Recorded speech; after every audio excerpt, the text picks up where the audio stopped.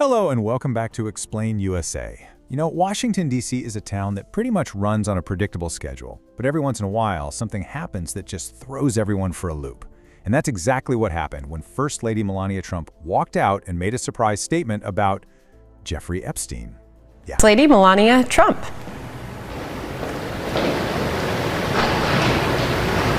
With the disgraceful Jeffrey Epstein need to end today.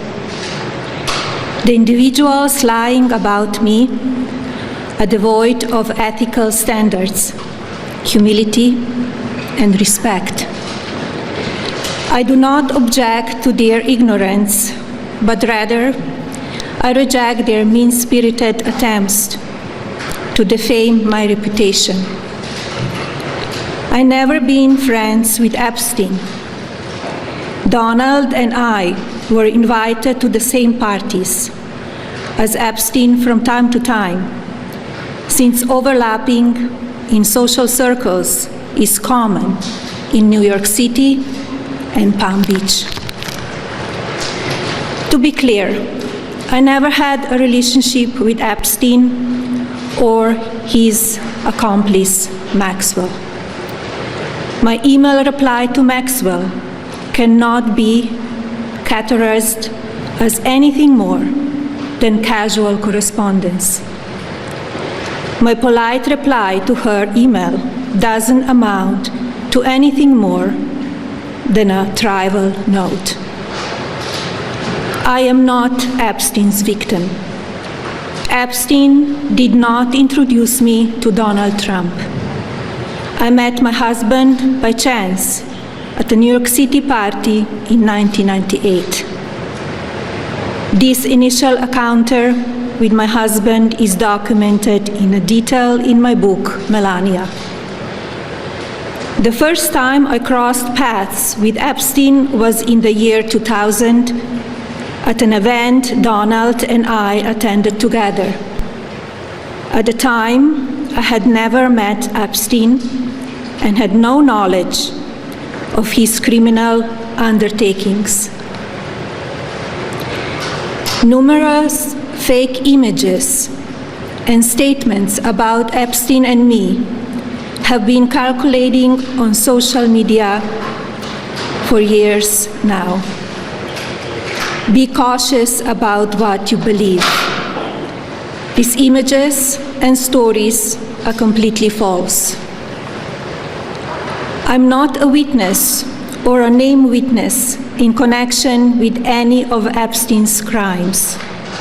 My name has never appeared in court documents, depositions, victim statements, or FBI interviews surrounding the Epstein matter.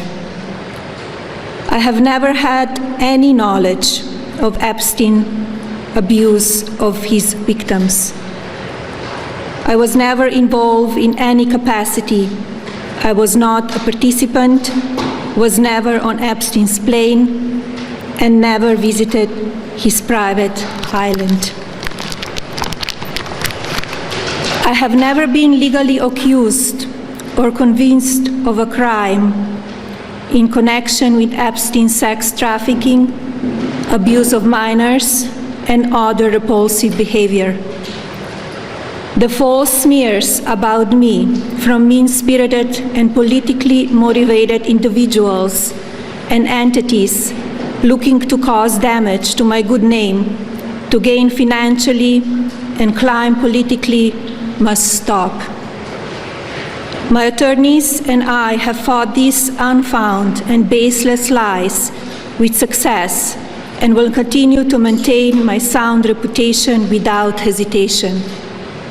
To date, several individuals and companies have been legally obligated to publicly apologize and retract their lies about me, such as Daily Beast, James Carville, and HarperCollins UK. Now is the time for Congress to act. Epstein was not alone.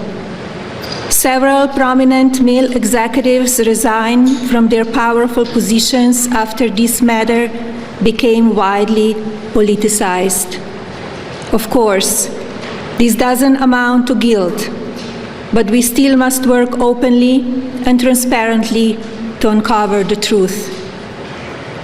I call on Congress to provide the women who have been victimized by Epstein with a public hearing specifically centered around the survivors. Give these victims their opportunity to testify under oath in front of Congress with the power of sworn testimony. Each and every woman should have her day to tell her story in public if she wishes, and then her testimony should be permanently entered into the congressional record. Then, and only then, we will have the truth. Thank you. Videos like this one, you can subscribe to my channel and press the bell icon. Thanks for watching. Goodbye.